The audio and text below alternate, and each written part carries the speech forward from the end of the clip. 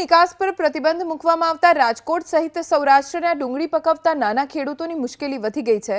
જિલ્લાના રાવકી ગામના રવજીભાઈ પાનસુરિયાએ 3 વીઘાની ડુંગળીનું વાવેતર કર્યું। 3 વીઘા ડુંગળીમાંથી 300 મણ જેટલું ઉત્પાદન થવાનો અંદાજ છે। ખેડૂતોનું કહેવું છે કે સારા ભાવની આશાએ અન્ય પાકની જગ્યાએ ડુંગળીનું વાવેતર કર્યું પણ પોષણક્ષમ ભાવ નથી મળી રહ્યા।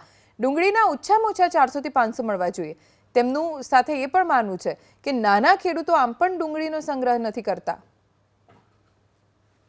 સરકાર દ્વારા ડુંગળીની નિકાસ બંધ કરવામાં આવી અને નાના ખેડૂતોની મુશ્કેલી વધી છે।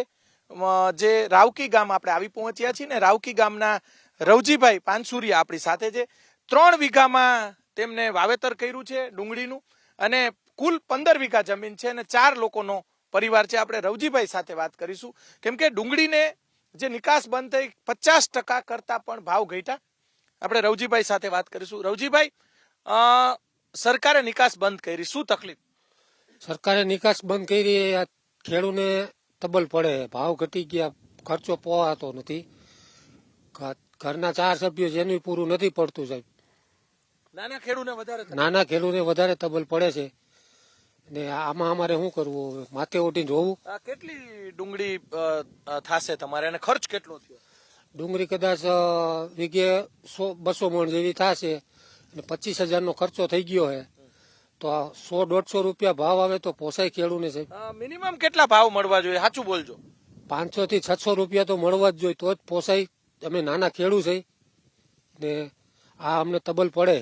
આ ડુંગળીના જે પૈસા આવવાના હતા એનું શું કરવાના હતા?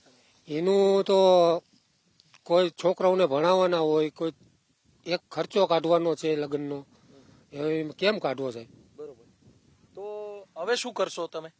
હવે તો પછી તો શું કરવું, આ જો સરકાર સમજે તો સારું, નકર આમાં હું અમારે કરું નાના ખેડૂતને। અને આવી રીતે બધા ખેડૂતોને તકલીફ? બધા ખેડૂતને આવી રીતે જ તબલ પડે છે સાહેબ। નિકાસ ને લઈને સરકાર છૂટ આપે તો ભાવ વધી જાય? હા, તો જો સરકાર છૂટ આપે નિકાસની તો થોડોક સુધારો થાય। આટલી બધી મહેનત કરેલી છે ડુંગળી, ખેડૂતો રસ્તા ઉપર શું કામ, હાઈવે ઉપર, ગોંડલમાં તો હાઈવે ઉપર ફેંકી દીધી। હા, તો એનું નિકાસ બંધ છે એના હિસાબે ને। પણ 4 મહિના મહેનત કરી, કેમ જીવ હાલે તમારો? તો શું કરવું સાહેબ, હવે આ તો પાછી બગડી જાય, 15 દિવસમાં તો પાછી બીજી વાર કોટા કાઢવા માંડે।